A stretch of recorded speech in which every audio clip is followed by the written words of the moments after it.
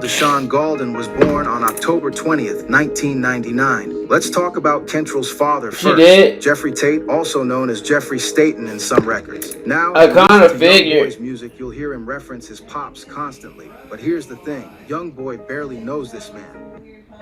What can disqualify you from getting a life insurance I policy? knew it. With us, I knew it. nothing. If you're age 45 to 85, we help cover. In his own words, my daddy in jail. I talk to him every day. He just been wanting money, and though I mean, true. still call him daddy to feel like somebody. I barely know him though. Think about that for a second. YoungBoy talks to his father every day, sends him money, calls him daddy, but he doesn't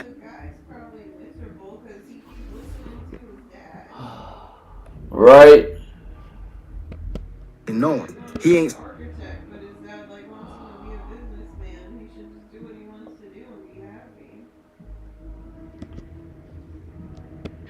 the dude since he was 4 years old.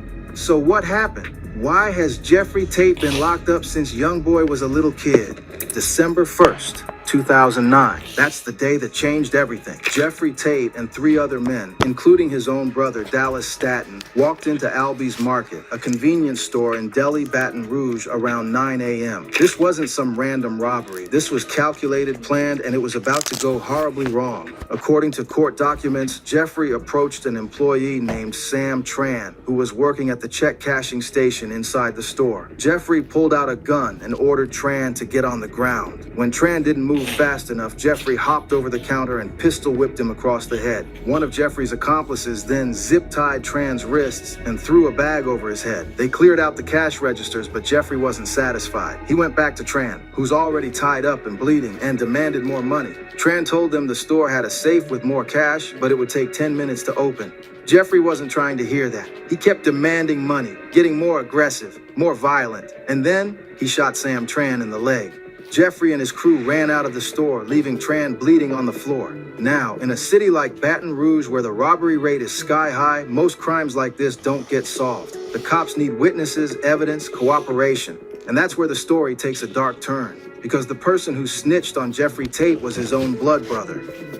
Dallas Staten, Jeffrey's brother, YoungBoy's uncle, was brought in for questioning, and it took less than an hour for him to start singing like a canary. Dallas told the cops everything.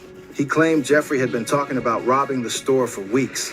He said Jeffrey wanted him to wear a mask and help with the robbery, even wanted to use Dallas's apartment to plan the whole thing. Dallas claimed he refused, said he wanted no part of it. But here's where it gets messy. Dallas was actually at the store when the robbery went down. He claimed it was just a coincidence, that he was there to cash a check for a friend, but the evidence told a different story. Surveillance footage showed Dallas participating in the robbery. He was the one who zip-tied the victims. He was the one who helped clear out the registers. And when Jeffrey shot Sam Tran and ran out, Dallas stayed behind, untied Tran, said sorry, and then ran out to warn Jeffrey that one of the employees had grabbed a gun. Years later, YoungBoy would rap about this exact moment on his track Cross Me. Uncle told, now my daddy doing 55. That's not just a bar, that's the truth. Dallas Staten snitched on his own brother, and Jeffrey Tate got hit with 55 years in prison, 10 years for armed robbery, 50 years for attempted first-degree murder. Kentrell was only 8 years old when his father got sentenced. 8 years old, and the only male role model in his life, flawed as he was, got taken away for what's essentially a life sentence. But here's the thing that's even more messed up. Jeffrey Tate wasn't just a criminal. He was a product of the same streets that would later try to swallow his son. Robbery wasn't just something Jeffrey did. It was something the Galden family seemed to be known for. Jeffrey wasn't the only one in the family with a reputation for robbery. Kentrell's uncle on his mother's side, Andy Galden, was also allegedly a known robber in Baton Rouge. But Andy's story ends even worse than Jeffrey's. Andy Galden was shot in the head and killed during a robbery attempt. The details are murky, but YoungBoy has referenced his uncle's death multiple times in his music. On the track Akbar, he raps about hearing stories of how his uncle was shot in the head, implying their relationship was probably non-existent or distant.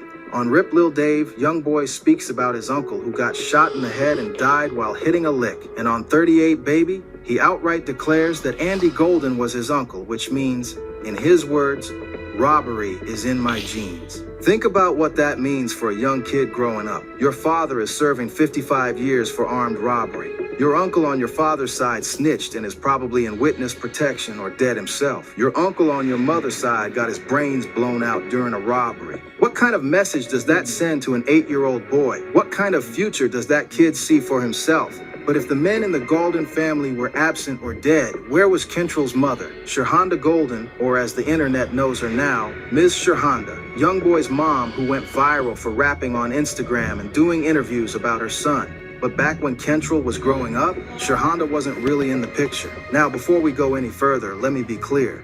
Shirhonda was young when she had Kentrell. That's crazy. She was 22 years old, trying to figure out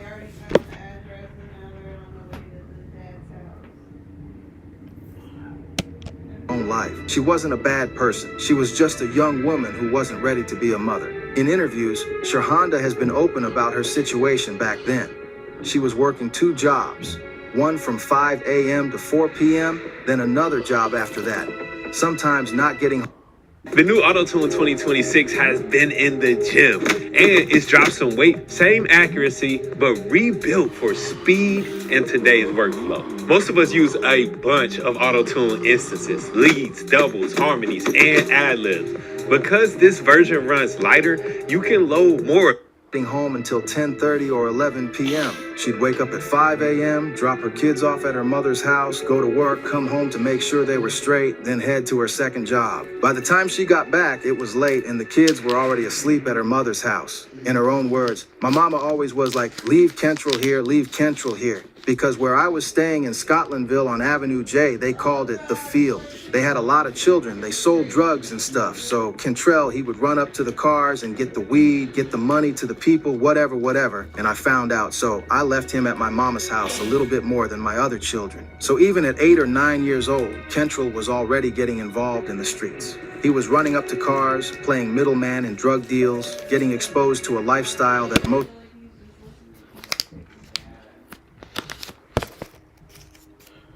So the dad is the nuts one. I think that the dad's dad is the nut. Oh. Grandpa. Oh, okay.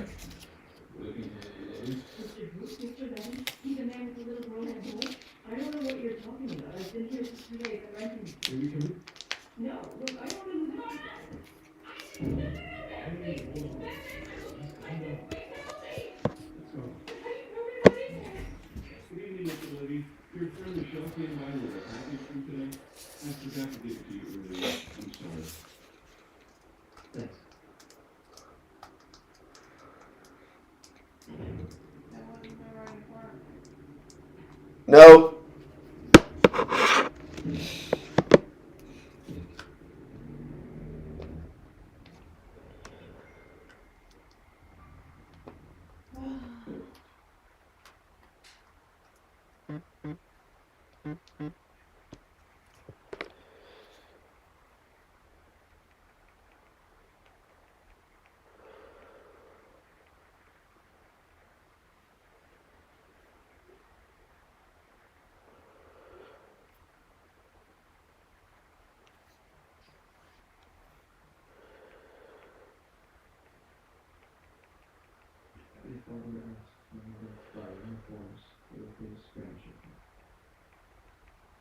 Still in the efforts to put it up.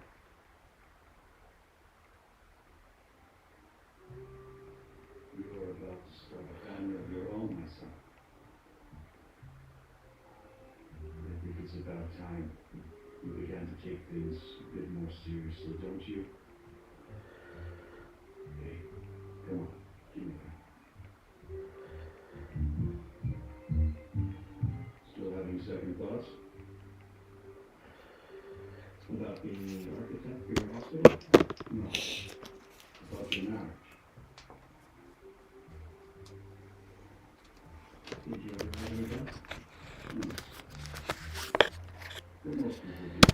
Kids don't see until they're teenagers, if at all. Shirhonda knew what was happening, and she made the decision to leave Kentrell with his grandmother more often. Not because she didn't love him, but because she was trying to protect him from the environment she was living in. But here's the harsh reality.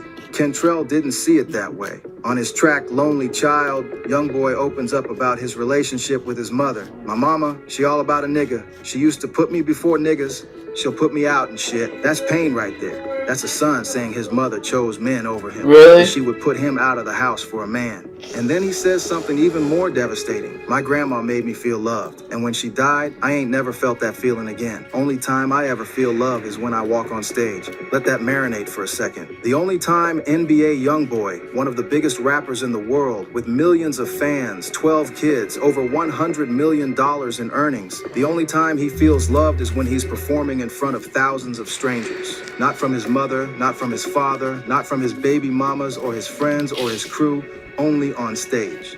Now, Sherhonda and YoungBoy's relationship has improved over the years. She's been supportive of his career. She does interviews. She even dropped a viral freestyle that had the internet going crazy. She's proud of her son, and in her own way, she's been there for him. But the damage from those early years, that doesn't just go away.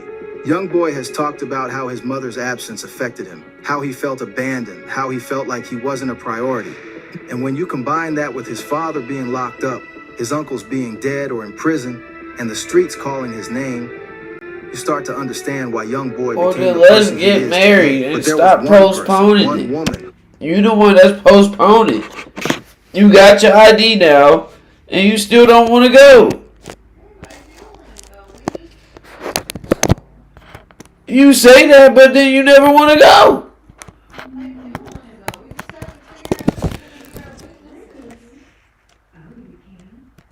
Gave Kentrell the he desperately needed. That'll be alright. Shit.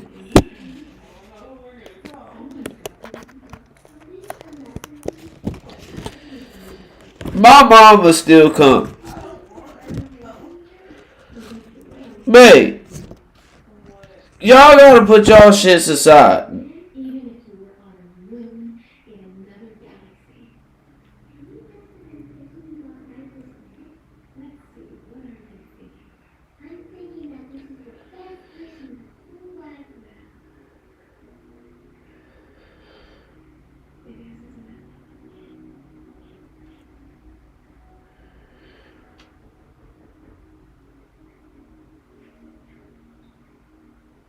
But you'll always come before my mother. But that's still my mom, babe.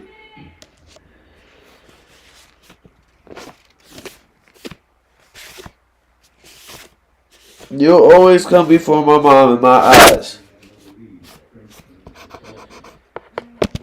Her name was Alice Golden, and she's the reason YoungBoy survived long enough to become a rap star. Alice Golden wasn't supposed to raise her grandson. She was already in her 60s when Kentrell was born, living in North Baton Rouge.